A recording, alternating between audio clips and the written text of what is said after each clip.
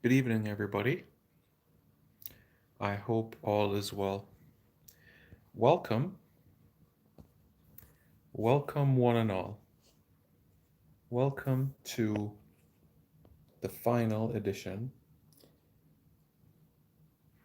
of Reggae Boys Commentary Thursdays for the calendar year of 2020. It's been it's been quite a year, hasn't it? 2020. We all have experienced many things, you could say. 2020 has been an intriguing year, we can all say. Before I go into my preamble for the discussion for this evening, give this video a big thumbs up. And if you want me to take some shots, like it again.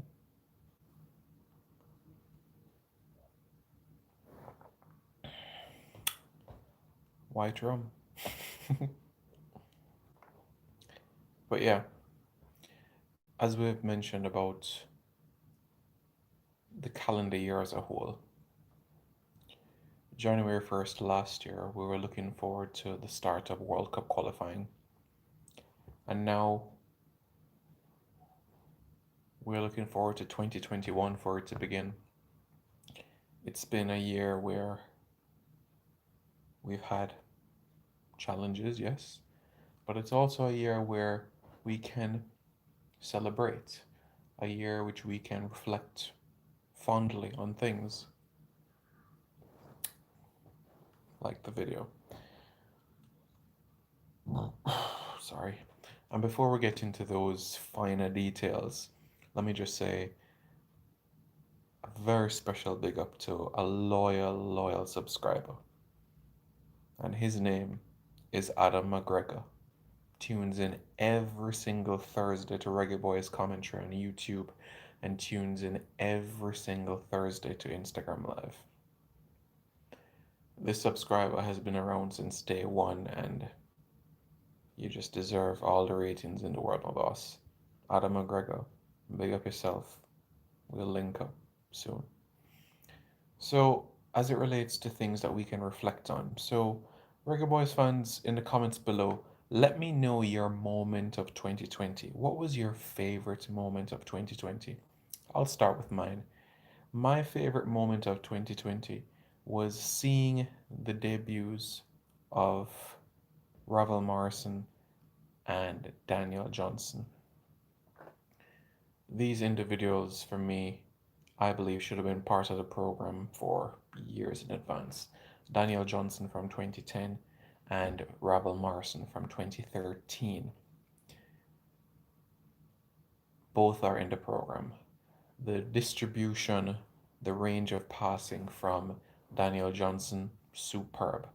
The skill, the with the guile from Ravel Morrison, who can find a pass, the confidence. Those are assets that are going to make a big difference to how we play, the way we play, and how we approach teams. So, what was your moment of the calendar year for 2020? I mentioned mine, and personally, I think it's just a delight that we got them, especially when I saw Robert Morrison playing for England under 20. I never thought that he would be a Jamaican player because I thought he would be transitioning into the England team, but it didn't work out. So he's a national player. So we can say cheers to that of White Rum.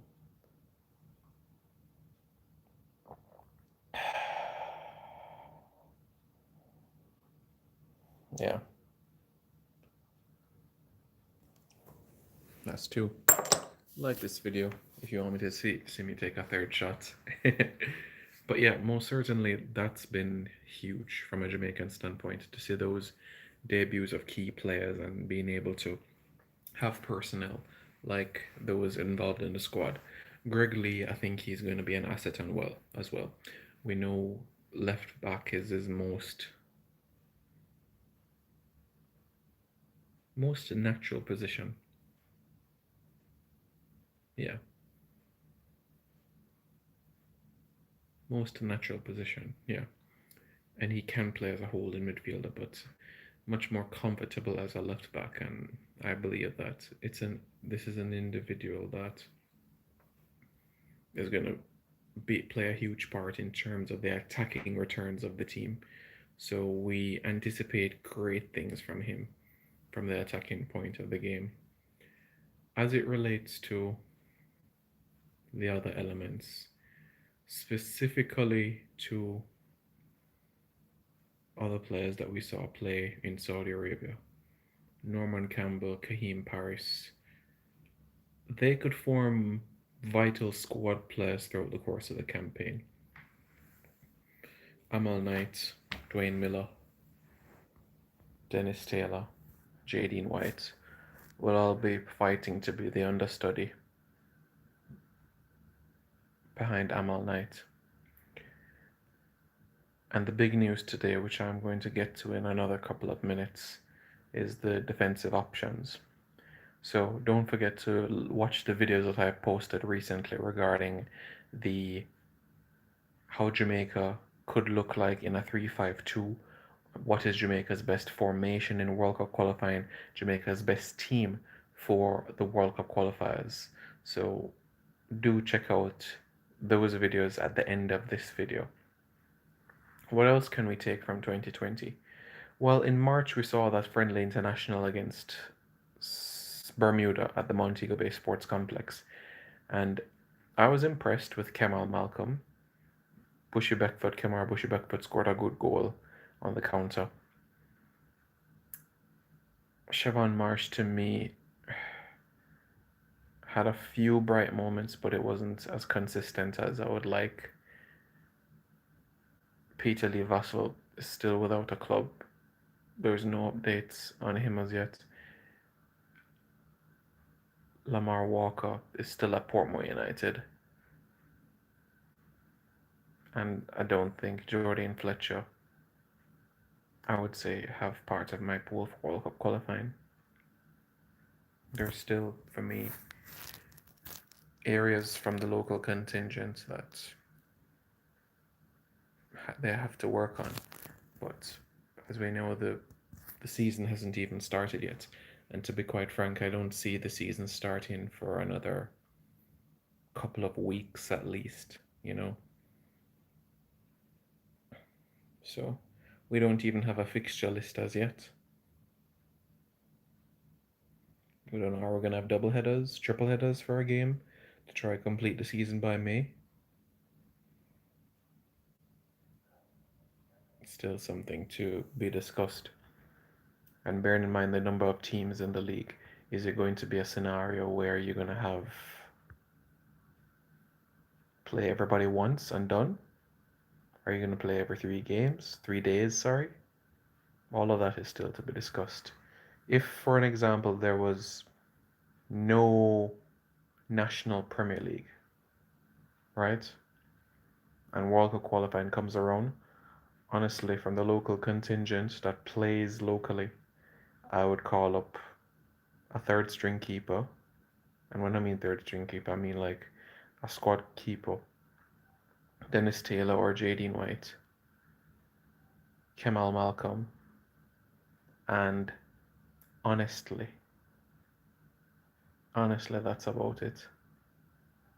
And the reason why I'm saying Kemal Malcolm is because it's a player that will be going on trials in the United Soccer League at some point.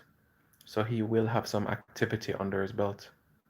So that's why I think that it's imperative that we choose players that are not only fit, but regular at their club.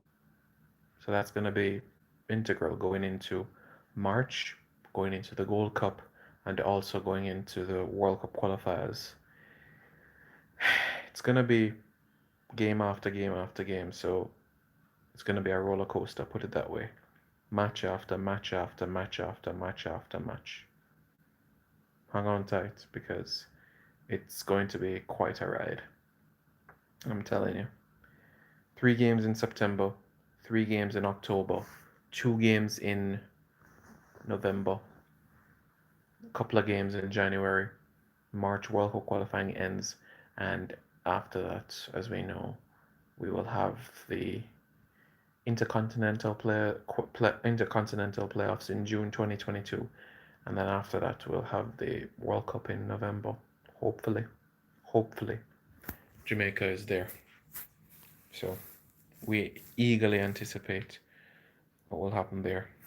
So all the best to the Reggae Boys and all the best to you guys for 2021. All right, so that's 3. Let's look at your comments. I know I said I was going to make some points about a defender, but I know it's going to come up throughout the course of this discussion for this evening. So without further ado, let's commence. Any transfer news for the new year on any players? Well, the transfer window has opened in the United Kingdom now, as it is January 1 there.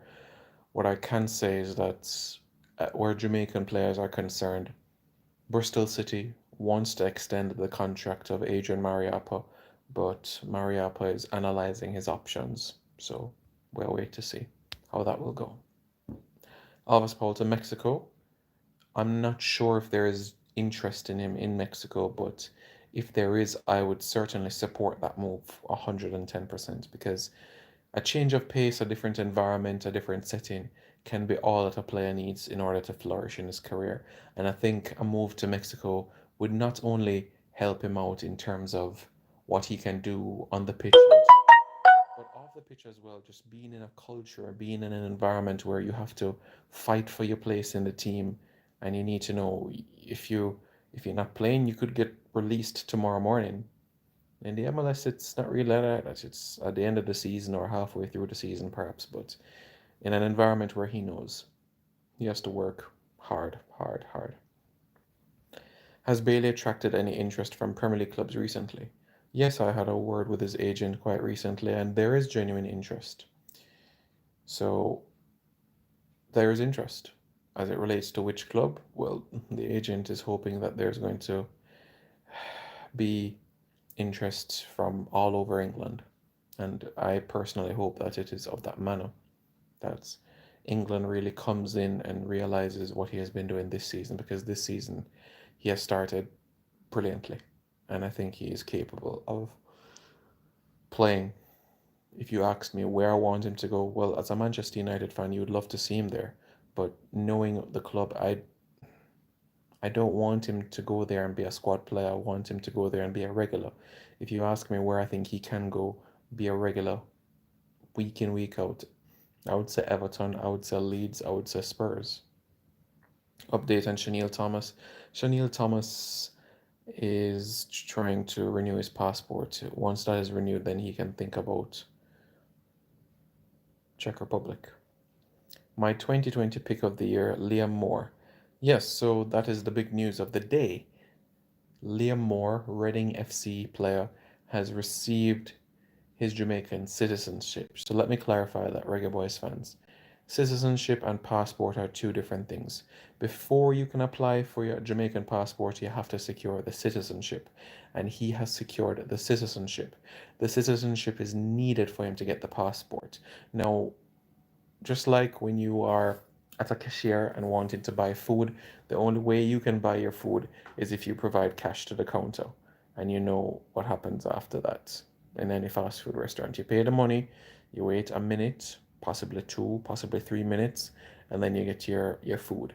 So similarly in this case, he has his citizenship, so he's going to present the citizenship, which he has done now, and he'll get the passport before Catalonia game, if that game is still on in Spain, put it that way.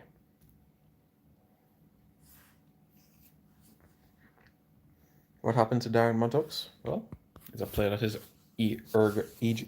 is eagerly looking for clubs, so let's hope that he will. Only Peter Lee Vassell and Lamar Walker locally meets him making the squad. Okay. Any news on the players we're looking on? Well, Liam Moore and his citizenship is secured, so it's all about the passport now. Rolanda Aarons and Liam Moore are good. we still await Andre Gray and Kemar Roof.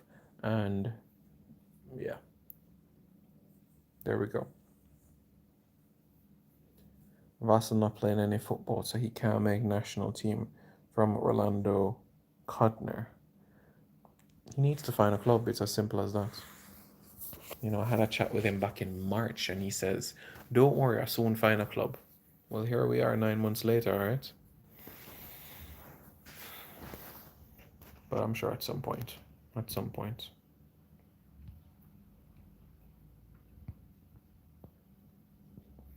Would you put overrated McGee in the Gold Cup squad? I wouldn't say he's overrated, to be honest with you. No, I wouldn't describe McGee as overrated.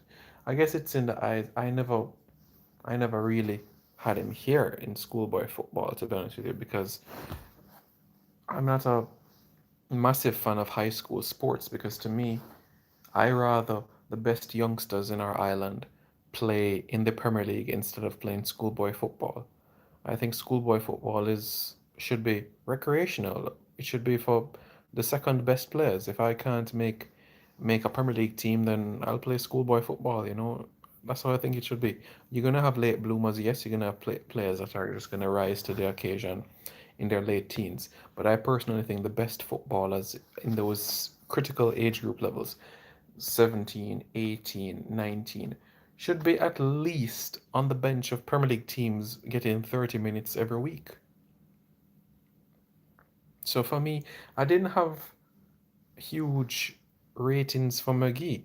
I had high ratings for Peter Lee Vassell, but I wouldn't say Tyrick McGee is overrated. I guess it depends who the eyes are really.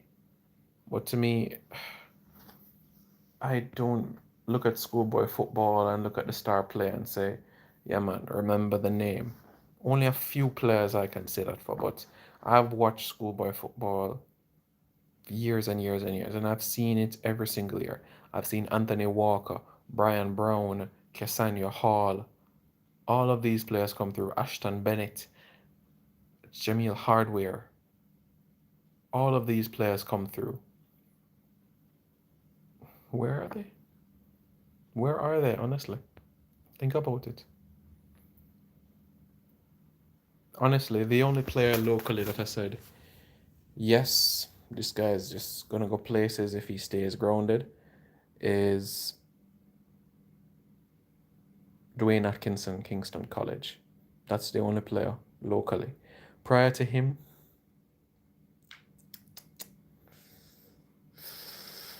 2011 Andre L.A. Lewis. You see where I gone? 2011. 2011 Andre L.A. Lewis. In fact, that George's team was intriguing. So, Andre L.A. Lewis 2011. Yeah. You see how far back I gone? Yeah. So for me, McGee, I wouldn't say is overrated. Do I think he can make the Gold Cup squad? Yeah, I think he can make the Gold Cup squad.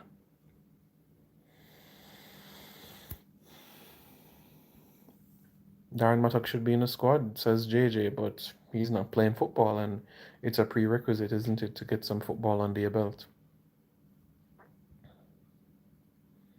There used to be a player, I think his name is Owen Gordon. Yeah, man. Owen Gordon, I think he's still in USL. Of course, I rate Corey Burke highly, and I think that there are going to be times in a World Cup qualifying cycle, and there's going to be games where he's desperately needed. And I think especially away games where we play a 4-2-3-1 or a 4-1-4-1, his height is going to be critical, especially in those away journeys to Central America.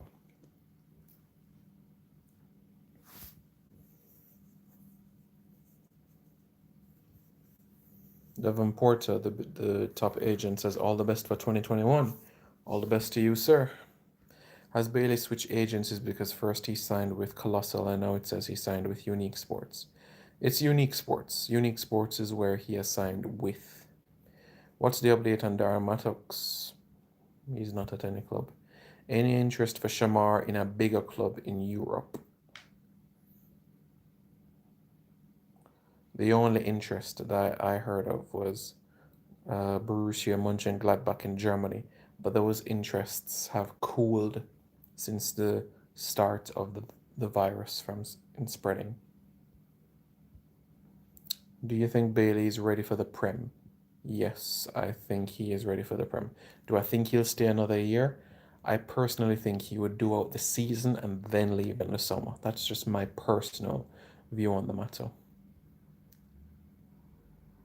Why couldn't we get Khadija Baganon? We never reached out to her. That's the reality. We have to keep track of all of these players. We have to keep track of all of them. But who has the database?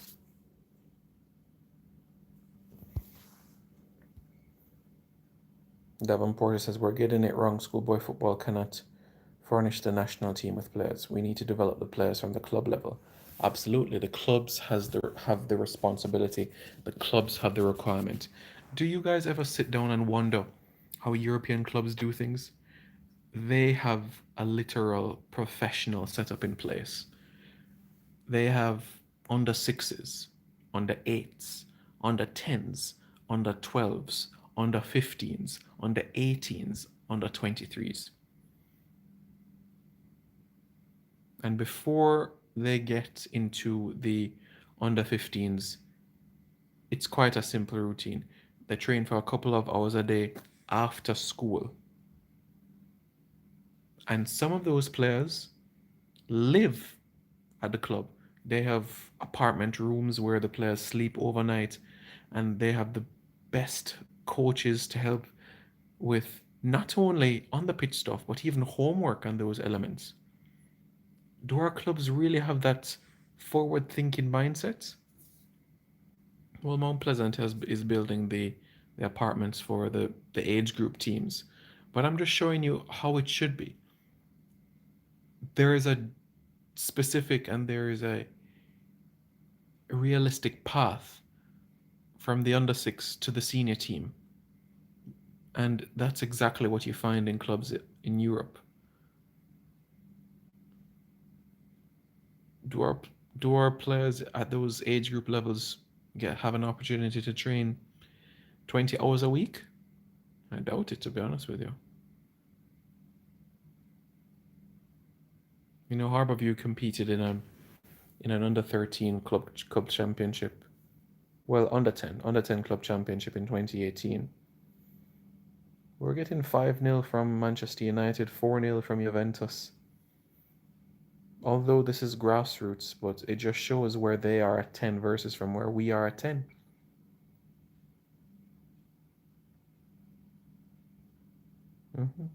Cavalier went to the Gothia Cup. They went to the B final, and they certainly made some impressions against some good La Liga teams. So some might look at that example, but when you get to that stage now, between under 10 and under 17, if you have height, you have physicality, you can outbody teams. You have pace, you can outrun them. But it starts to get a bit more technical when you get to under 17 level. Size alone can't win you football at that age group. So, for me, the clubs have the responsibility locally in terms of developing talent. We cannot look at schoolboy football at all. We have to look to the clubs. Schoolboy football should not be used as the tool to get players into the national setup. The clubs should be. Schoolboy football should not be played by the best young football players on the island. Schoolboy football should be for the second tier best footballers on the island. Players that can't get into clubs, fine, they play schoolboy football. That's how it should be for me.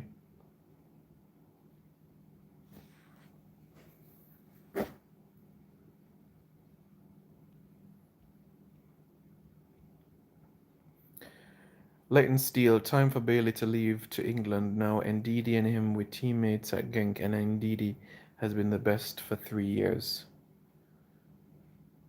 You know, Leicester might actually be a good option. I would support that. Borel DXN, what's your best 11 to play Suriname? Early days, man. Devon Porter, you're absolutely right. Simon, thank you. Do you think Leon Bailey should go to Manu? Should do I think he should go to Manu to United? Well, to be honest with you, Bailey is being looked at this plan B if United can't get Jadon Sancho. So in my honest opinion, I don't think he is a priority for United. It's not that they're not interested, but the first choice would be Jadon Sancho. And if they can't get Jadon Sancho, or if Dortmund can't relax their demands in terms of a transfer fee for the player, then they would go in for Bailey. So honestly, I just feel that Bailey, I don't think he's going to go to United. That's my opinion. But the transfer window, never say never because anything can happen. But I do think England by summer could be on the horizon.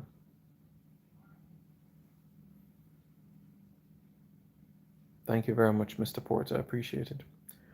Also, not Leighton Steele says, not sure if you mentioned it earlier, but I think O'Neill Fisher got released today. I think Jamaica needs some reinforcements at the outside back positions. Yeah, fullbacks and holding midfield for me are my biggest concerns. But good thing with Gregory, he has the ability to play left back and right back. So Taxi can continue bombing up forward on the left. Gregory can do a job on the right too. Bailey would be good fit for Liverpool, especially if Salah leave. Mm, I'm not gonna be happy to see him in a Liverpool shirt, to be honest with you. Everton, yeah, I'll be happy for him if he goes Everton, but nah, not Liverpool. In fact, he can go to 19 of the 20 clubs in England, just not Liverpool.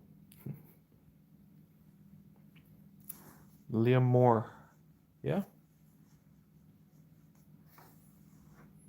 Chris Seven, I think Bailey should go to a mid-table Prem team to ease him into the pressure of the league, preferably like a Wolves or Southampton. I would not like to see him at a club that is at least playing UEFA Europa League football.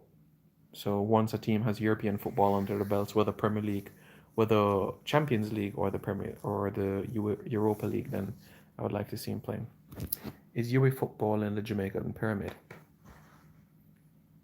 Yes, they are. Bravo Rage Squadron mid-table clubs can't afford Bailey. Yeah, it depends what you consider mid-table. If you're literally looking at the numbers in terms of where a team may sit in the table, or if you're looking mid-table based on reputation.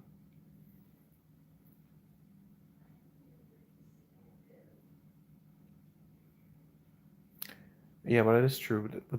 With TV rights and so on, clubs do have that financial robustness to manage in the market.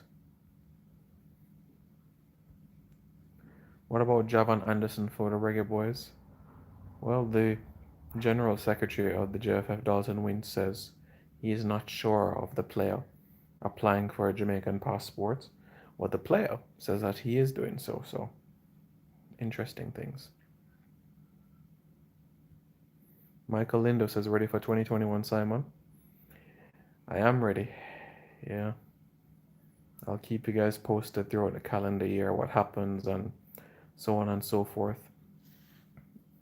And the plans for content as well. Sometimes it might be a different time of the day where I go live on YouTube, so you can stay tuned for updates where that is concerned and so forth. So, as the time draws closer for that, I will keep you all abreast of the scenario.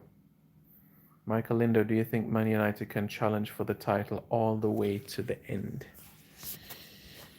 And guys, don't forget to give this video a big thumbs up, alright? It really helps. It makes a massive difference, yeah, in the algorithm. But yes, the challenge all the way. It really depends on how they manage the other competitions that they're in, the League Cup, the FA Cup, the Europa League. I personally, as a United fan speaking, I personally think if they've been off the Europa League, for example, they play the academy players or more so you could say fringe players of the first team. The Brandon Williamses, the Ethan Lairds of this world, the what's his name again?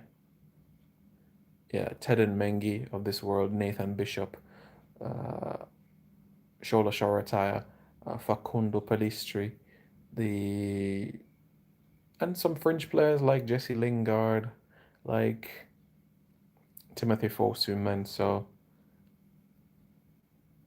Hannibal Mejbri in the Europa League so that you have an opportunity for the first team to rest between games because that's going to be tremendously critical, you know? So if they can rotate adequately, then who knows, you know? It's going to be a funny season. Hope Michael Hector gets some game time. Yeah, I hope so too. I really, really hope so too. Any games for Reggae Girls coming up? Well, the 2023 World Cup qualifiers for women, that's going to kick off in November 2021. So that's when the World Cup qualifying will kick off for women. So we'll stay tuned for that and we'll look forward to that scenario. And hopefully, you know, the girls will be able to advance to the final round of the qualifying and compete for the one of four tickets towards Australia and New Zealand in 2023. Yeah, man, Shorataya looks really, really good. Nigerian by descent, English born, quality player. Who do you think will be a challenge in the Gold Cup? Costa Rica, Mexico, the United States. Michael Lindo, do you think Jamaica has a chance of qualifying for the World Cup? We have a chance, yes, we have a chance. But my concern, like I've always said, and I'm going to rant about one more time for you guys. Theodore Tapper Whitmore took over the job as head coach of the national team in September 2016, right? This was prior to the game against Guyana and Suriname in the Caribbean Cup. We already were eliminated from World Cup qualifying. We weren't going to Russia 2018. So what was he building towards? He was building towards the 2022 World Cup qualifiers. So you had 4 years, 4 years, now going to be 5, to get all the necessary players that you need into this player pool.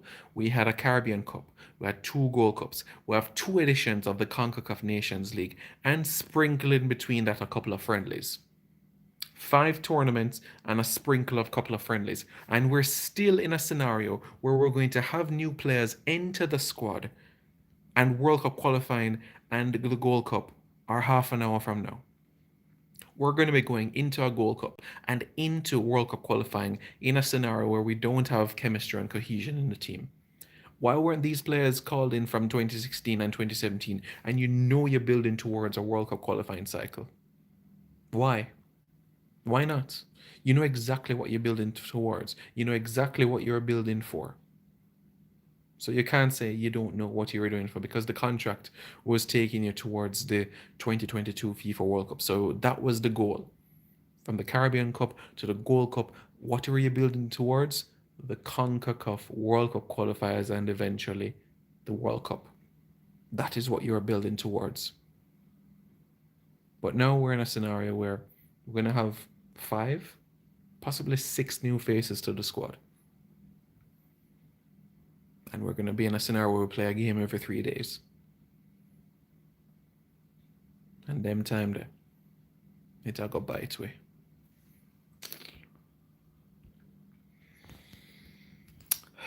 Thoughts on American players' recent spike in Euro transfers? It's a good time for American soccer, as they say.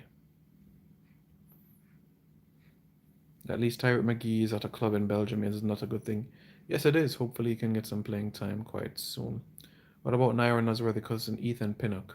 Good player, just hasn't been called up.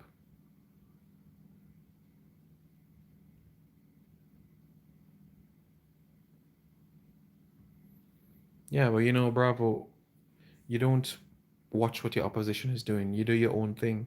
You don't see what your friend is doing down the road and copy it. Because you can copy people and end up doing a wrong thing.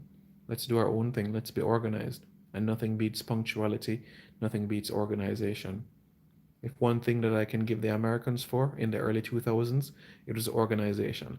They didn't have the best players in the world, but one thing they did, they made sure that they got all their Dutch born players, German born players, and Swiss born players American passports early for World Cup qualifying. That I can give them that for.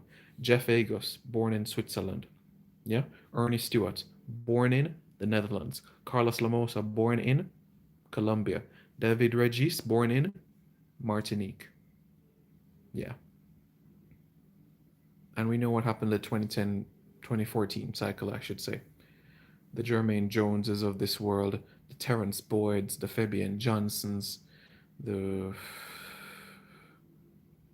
Brooks, etc. Where they went Germany, German players. One thing you can give the Americans was their organization. Even the Canadians too. From the days of Thomas Radzinski, Djokovic. I can give them that. Ali Gerba. Organization is key.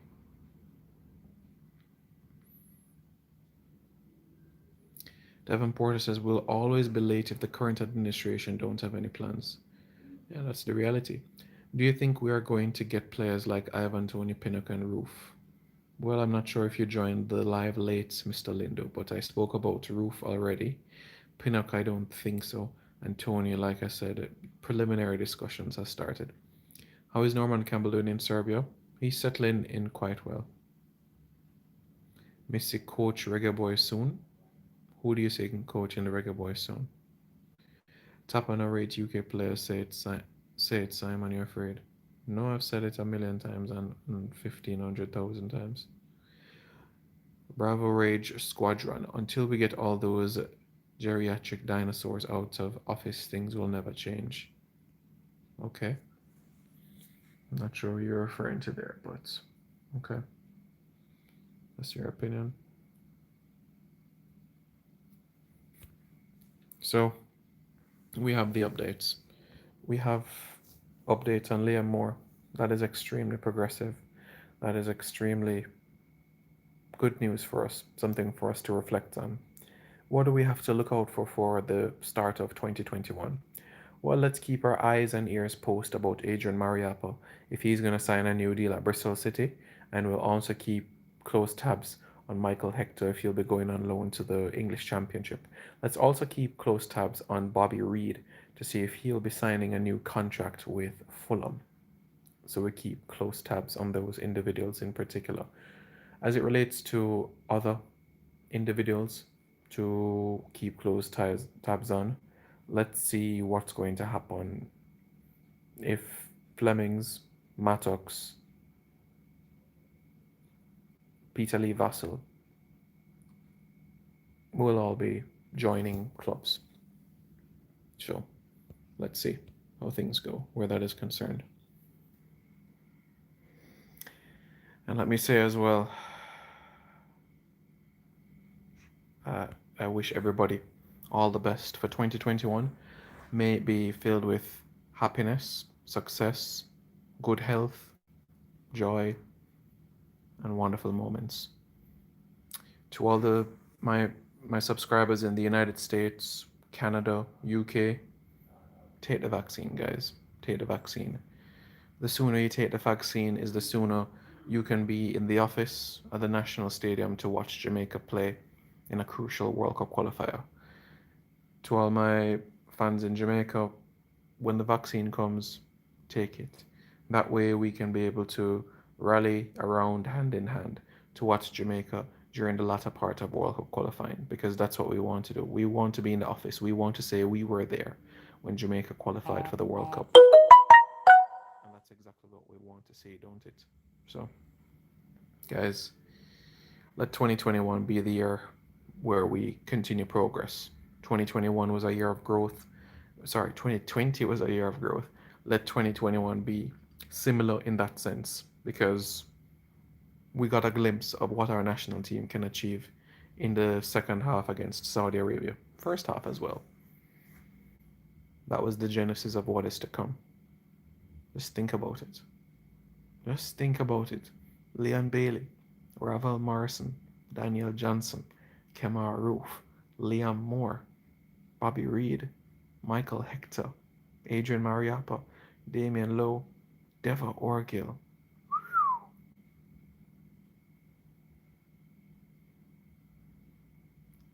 Goals, goals, goals. And how could I forget? Shamar, Bowser, Nicholson. Yeah, yeah, that's right. Any other players to Egypt to keep active before the World Cup qualifiers?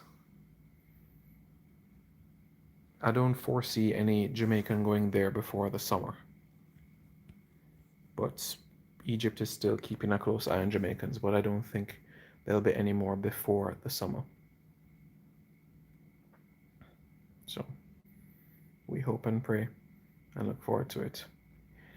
And one thing that we can hope to look out for in 2021 is proper travel arrangements for players. Proper travel plans, and we know that our players, when they get to the airport to board their plane, they're not left frustrated about asking about their ticket. Let them arrive at the airport and the agent gives them their first class ticket and they board the plane. Let's keep it simple for these guys. If you're coming from England, specifically London, you don't need 3 flights to come to Jamaica. Of course, there's a travel ban right now until January 4. But if that ban continues, I'm just saying, worst case scenario, which I don't foresee happening, worst case scenario, that travel ban between Jamaica and England continues until September. It's not difficult to go London, New York, Jamaica, Kingston. That's 2 flights. Let's not make a player travel all across the globe. We have Damian Lowe and we have Romario Williams in Egypt, right? It's not that difficult to go from Cairo to New York and New York to Kingston. That's 2 flights. If we call up Jeremy Lynch, it's not that difficult to go from Vietnam to LA, LA to Miami, Miami to Kingston. It's not that difficult. There's no need to hop through every single country in the world. It's not necessary.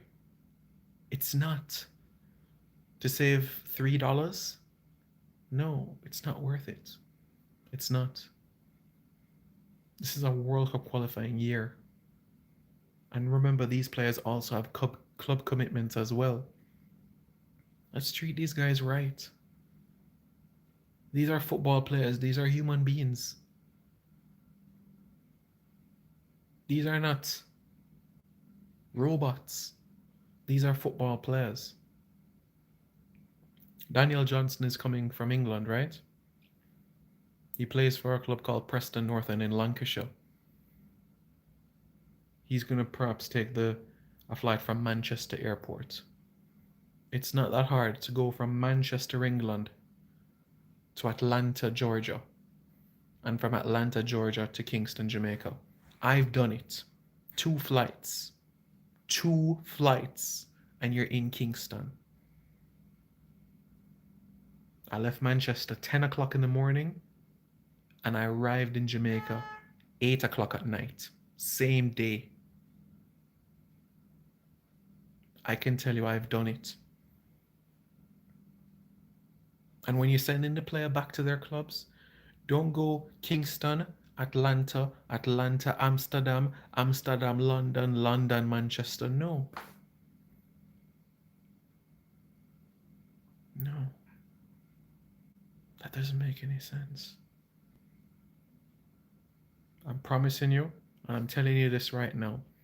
If what happened to Ravel Morrison happens again to him, we're not seeing him in national colours ever again. I can tell you that right now. If his travel arrangements are similar to what happened, we can kiss Qatar goodbye. I'm telling you.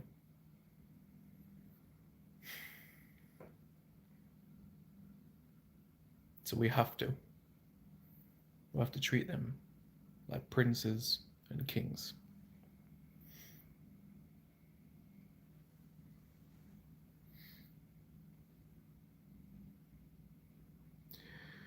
Would you like Darren Moore to coach Jamaica? I think Darren has tremendous potential. Long term, I think he's the man. Chris 7, when you watch over this video, you'll be able to get the specific insights on Ravel. And I'm going to repeat it one more time on Instagram Live in another couple of minutes, all right? So Reggae Boys fans, thank you very much for tuning in this evening. I know some of you might be partying and stuff. I know I have subscribers from all across the globe, even in countries where you are partying tonight, because you have lands that have a small number of active cases, and you can go out in certain places with, of course, following the protocols and everything. So my subscribers in those countries where you are partying, please drink responsibly, please be safe, and get home safe as well, you know. I'll say to Reggae Boys fans, thank you very much for all your support, you know. I'm this close to 7,000 subscribers, so please help me as I reach there. So just help me to tell your friends about Reggae Boys commentary, and we'll get there. We'll get there for sure. All right, Reggae Boys fans, appreciate all the support. Don't forget to subscribe to Reggae Boys commentary. Don't forget to follow me on Twitter at SimeyP93 and follow me on Instagram at Simon.Preston. I'm going to do an Instagram live over there right now in another couple of minutes.